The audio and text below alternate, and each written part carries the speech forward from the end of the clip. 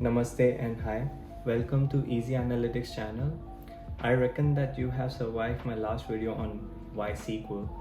And apologies, I couldn't put this video sooner as I was catching up with some of my friends after a long time. So just to give you a bit of a background, when I stepped into analytics industry, I didn't know much about SQL, which is great because in a company when you enter, they help you upskill.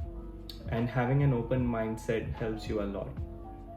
However, when I look back now, these commands, 5 top SQL commands, would have helped me a lot to get into analytics sooner. And also, these 5 SQL commands you will use the most in industry. Just a heads up, I won't be going into details on how these commands are used. However, what I'll be covering would be that why we use these commands, why they are so popular, and the second is what are its applications and where are they used. So let's just get into it. So the first one is the left joins. Now many people wouldn't agree with this, however I'm gonna say it anyway. Left joins are dominantly used compared to other type of joins such as outer joins, inner joins, or cross joins. If we compare it to right joins, I don't think I have used right joins in any of my projects. This might be because of two reasons. The first one is the psychological aspect, and the second one is how we derive a table. So if you are from a Western country or English speaking country, then there's a good chance that you read, write, speak, and listen from left to right. What I mean is that, let's say if you want to join two words, I and am. So when we are trying to join these two words, we are using the I as a main character, and then we are using am as a left join for the I, basically combining string of words together to form a sentence. So that's what I mean from the psychological aspect. Our subconscious mind use the same pattern and use it to apply it in coding. So now when I think from the perspective of creating a derived table, it totally makes sense. I usually start with creating a primary base table which consists of all the primary and composite keys. Following that, I use the other tables as a join for my primary base table. Sydney is a financial hub and you can expect hundreds and thousands of tables if you're going to work in a big organization. To have a proper workflow, it helps us in avoiding confusion, and also just to let you know, there are going to be a lot of instances when we are going to rewrite our queries due to updated business rules. I'm so tired. In comparison to other join types, left join is preferred over inner join if you don't want to lose data. So when we are working in an organization and we have large data sets, when we are trying to join, it's very important that we don't lose any data. When we apply inner join, we have to be 100% sure that all the primary keys of the base table matches with the foreign keys of the joining table. Now, I'm not saying that you should not use inner join. It definitely depends on your application. In practice, inner join is quite fast compared to left joins. From my experience, I have not used outer join while writing queries. I have only used outer join when I am trying to do some negative testing to see if I don't lose any data. For the cross joins, they're quite useful and fast because you're not using any on conditions.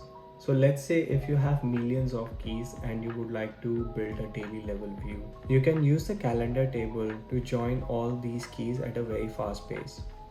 The only thing to remember is that you should not be storing these values in the non-volatile table as it might consume a lot of space. Now, I don't think I have to say, but obviously you can expect the question on this in one of your technical interviews.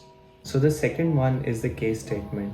They are very easy to implement, however heavily used in analytics. It is quite similar to what we have in Python, such as if statement. We are trying to compare values and storing the value in a variable. However, in SQL, we are storing the same value in a form of a column. If I remember correctly, I have used this command dominantly and is quite useful in setting up flags, or doing conditional calculations. If you are preparing up for your coding interview, then you can expect a question that will force you to use a case statement. The third one is OLAP, which is Online Analytics Processing Function. Now they are a bit tricky to understand, and it is overwhelming if you're someone who is learning SQL for the first time. To put simply, aggregation function and OLAP are quite similar. The key difference between the two is that aggregation function reduces the number of rows based on the group by clause we apply. However, on the other hand, OLAP retains the number of rows as it is without tinkering around with the rows. This is quite helpful when we are working around with large data set and there is a probability of losing some data. As the complexity increases, there is a good probability that we are going to apply the wrong conditions and due to which we have the wrong output. OLAP is quite useful in that perspective because it helps us to do negative testing as well. Again, I can't put so much emphasis on this one. This function provides so much flexibility and so many different functionalities within this function that you will probably use this function in most of your projects. From the coding interview perspective, you can probably expect one question on this. So the fourth one is to play around with dates. Now they can get a bit annoying, not when we are using this command in conjunction to where clause. They're quite simple to use and I think most of you already know how to use it. However, the things are quite different when we are using this with multi-joins or joins along with case statement. This can happen due to several reasons. The first one is there are a lot of null values. The second one is that the formatting of the date is quite different, due to which we can lose some of the data, or if there is an error within when we are importing the data. And the third one is that the business logic itself is quite fuzzy, so we might be using some fuzzy logic to apply on conditions, due to which there is a probability that we lose some of the data, and that's where the complexities occur.